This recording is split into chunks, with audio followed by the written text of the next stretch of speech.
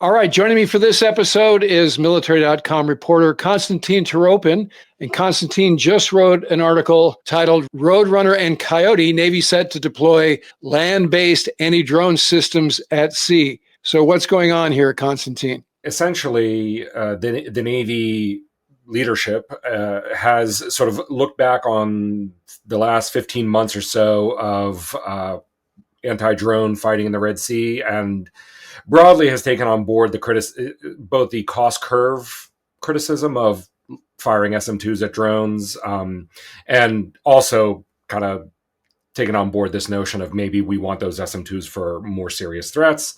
And so this appears to be kind of their first effort at addressing that by taking two systems that were developed for other parts of the military and putting them on destroyers. So let's do the numbers. You do a little bit of math of how many weapons we've shot so far and basically what the cost range is. So what has the war against the Houthis racked and stacked so far? In January, the Navy's SWO boss and Air boss were at a conference, and they said that from the 15 months, so from October 2023 to January of 2025, the Navy fired 220 missiles, and that breaks down into 120 SM-2s, 80 SM-6s, and 20 ESSM and SM-3 missiles, and then another 160 5-inch shells over 380 engagements during that span of time. Now, admittedly, that's not all at drones.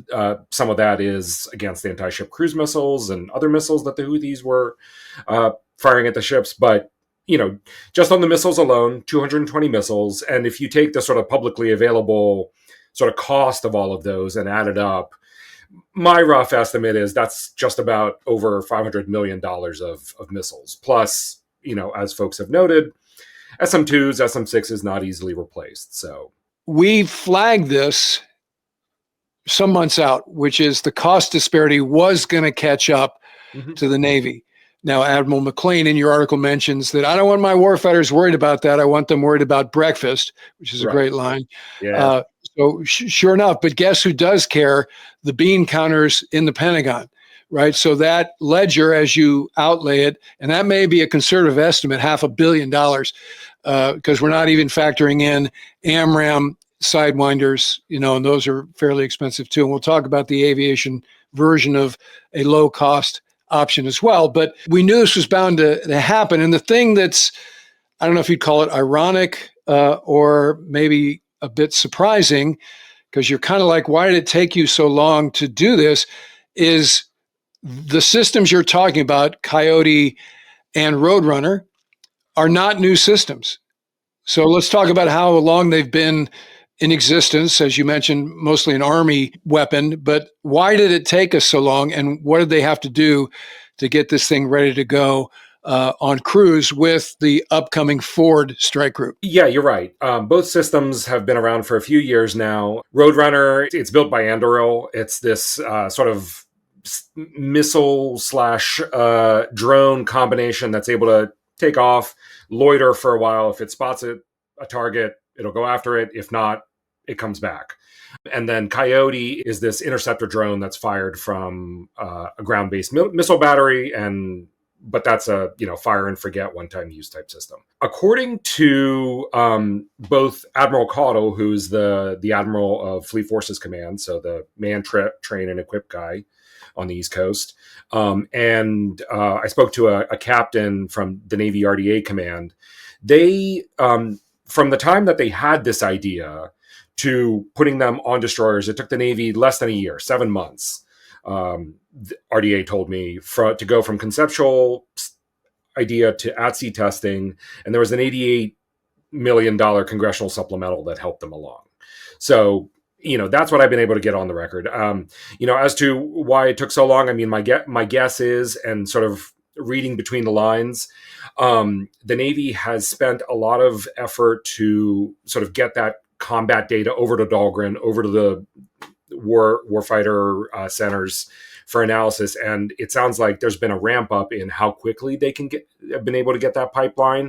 And so my guess is, as the data started coming in, they were, whatever conclusions they were able to draw pointed them in the direction of these systems. So Konstantin, what is the technology of Coyote and Roadrunner, and how does it differ from an SM6, let's say? The difference is, at face value, right? An SM6 is a missile, whereas both Coyote and Roadrunners are drones that are able to sort of move much slower. But the trade-off is the SM6 costs, off the top of my head, I think about $4 million a pop.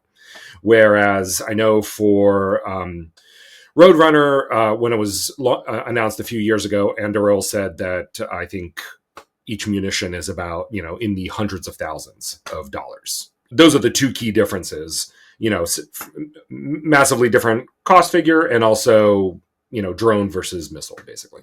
As we've outlined previously, SM2, SM6 is a semi-active, active weapon. What are these weapons used for acquisition, and what kind of warheads do they have? As I understand it, Coyote largely has to uses at least how the Army employed it. And I've asked, and I haven't gotten a lot of details as to how the Navy is modified these systems to be at sea, but on ground it has a sort of radar component that's mounted next to the launcher. The radar component detects a threat. The launcher launches the interceptor drone, and the drone has its own propulsion to make its way to the target. With Roadrunner, it's a loitering munition, and it is capable of detecting a target sort of in whatever area it's in. Obviously, in the case of Coyote, the ship itself is tracking and acquiring the target and giving guidance information to Coyote. And in the case of Roadrunner, what I'm hearing is it's sort of got its own acquisition capability. That's my supposition, yeah. How you would integrate those two in an ADIZ, an air defense zone, is sort of an interesting question. Would Right. you send Roadrunner out there and just like have them man, let's just call them cap stations? Well, I was about to say a cap-like patrol. Yeah, I mean, right. That seems to be the functionality that it could supplant, right? And then if you get leakers through that, now you acquire and take down those leakers with Coyote. And I guess in the end game, you're using CWIS and just the standard, 5-inch guns or whatever to keep drones. Now, the drone numbers, just to remind everybody just how intense this Houthi war is and has been recently. Let me make sure I get the number right here. This is from another outlet, our good friends at the War Zone.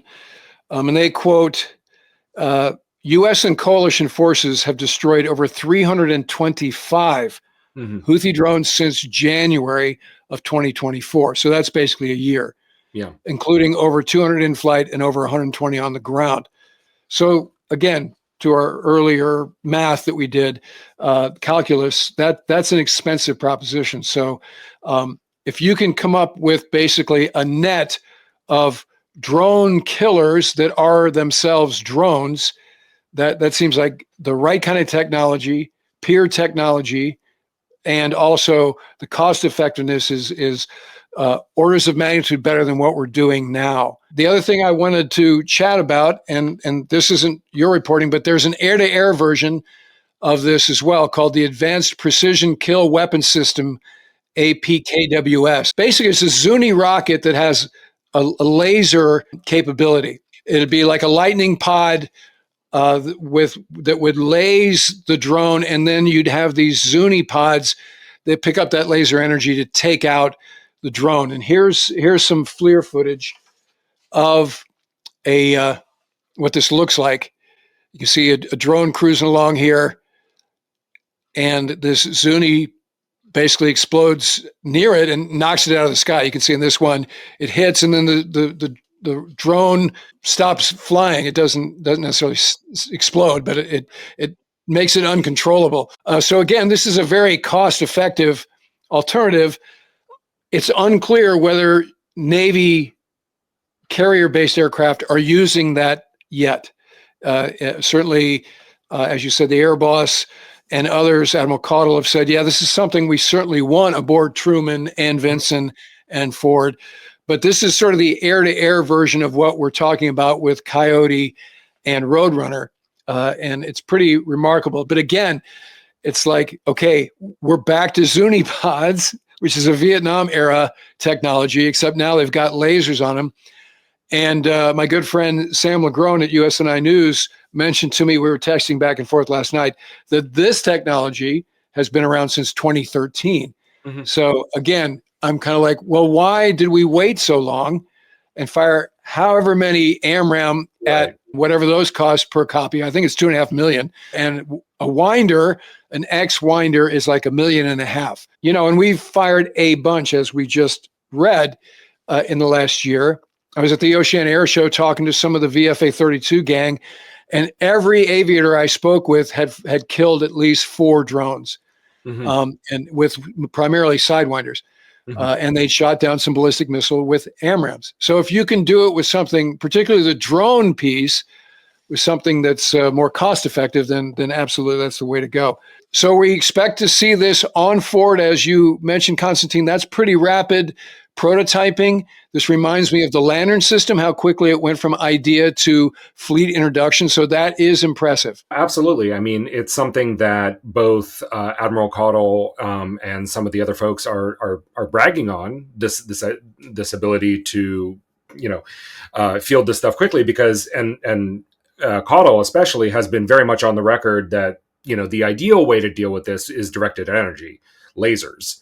But the Navy's been playing around with that idea for almost a decade and still struggling. And so this seems to be, an acquisition win, maybe not the ideal thing, but hey, 7-8 months time and it's on board some DDGs that are heading out with the Ford. You brought up directed energy. That's obviously a technology that we're waiting for.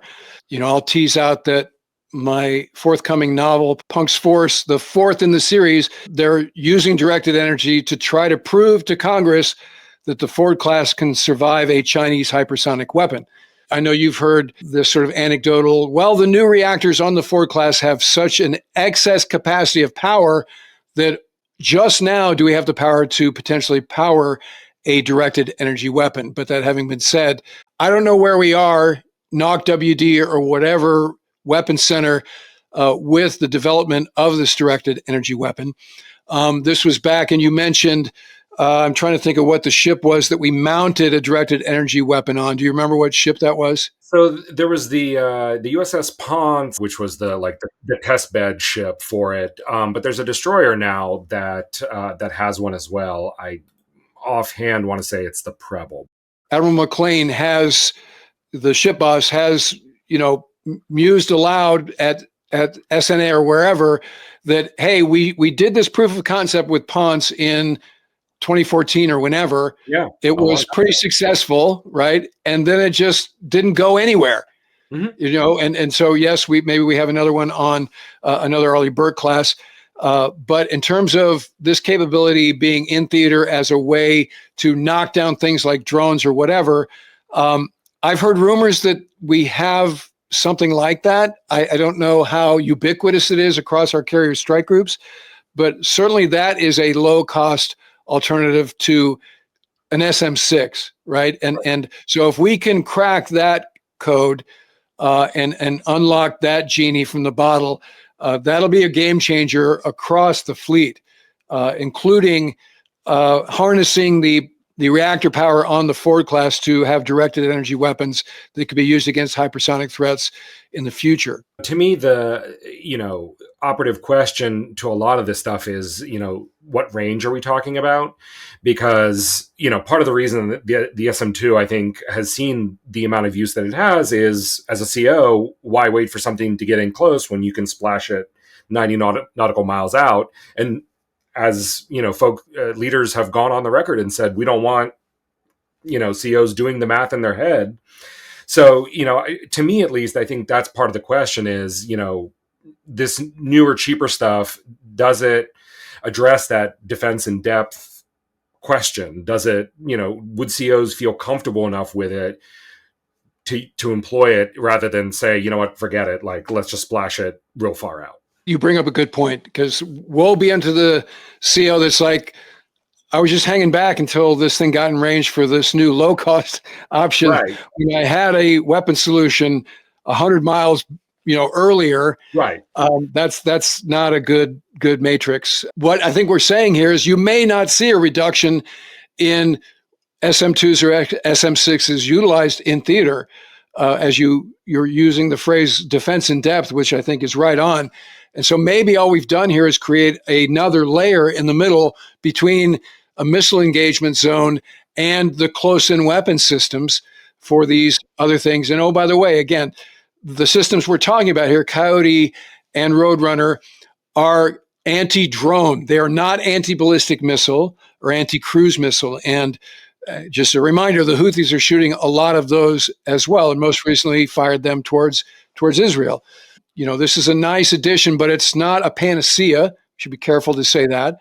And it'll be interesting to watch how Ford uses this capability once they get in theater. I think that'll be a great question after this deployment wraps up is, okay, you deployed with these two systems. Did they see use? How much use? Roger that. So, Konstantin, thank you for the time today.